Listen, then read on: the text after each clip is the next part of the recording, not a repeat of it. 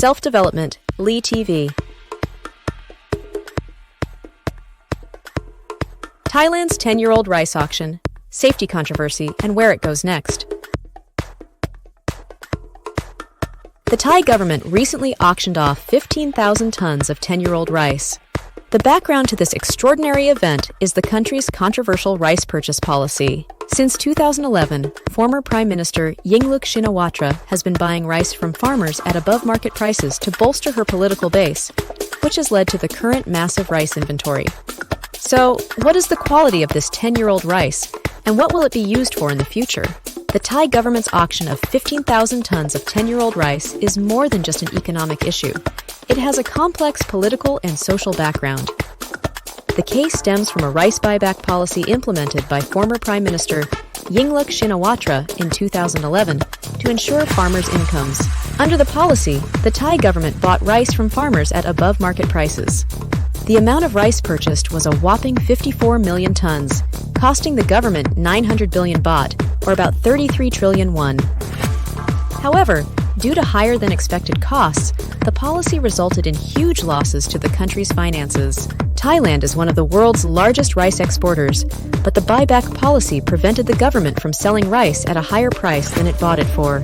As a result, it lost more than 15 billion or about 20.85 trillion won. This led to rice stocks piling up, eventually leading to the auction of 15,000 tons of rice.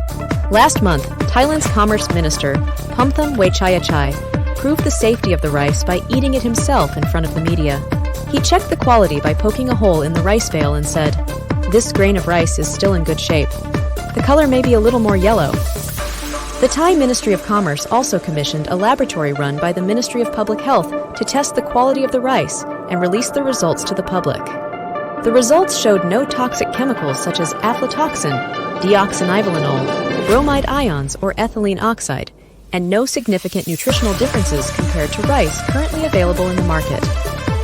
The local Thai broadcaster Channel 3 also tested the rice through an independent laboratory and concluded that it was safe to eat.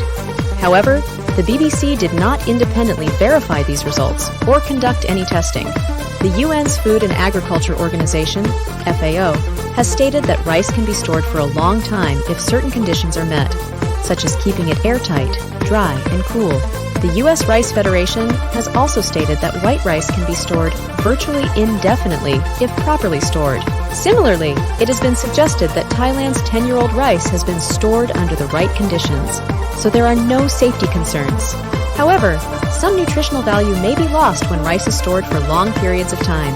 There are also concerns about the residue of pesticides used during the rice storage process.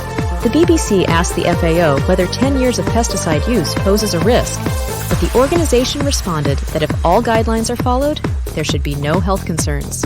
Despite being one of the world's largest rice exporters, Thailand has lost money by not being able to sell its 10-year-old rice for more than it paid for it. In this situation, the rice is likely to be exported to countries with lower incomes, most likely to Indonesia and South Africa, for example. However, some African countries have expressed concerns about importing this rice. The auctioning of the 10-year-old rice was an inevitable consequence of past policies, and while its quality and safety have been tested, its future use and consumer response remains to be seen.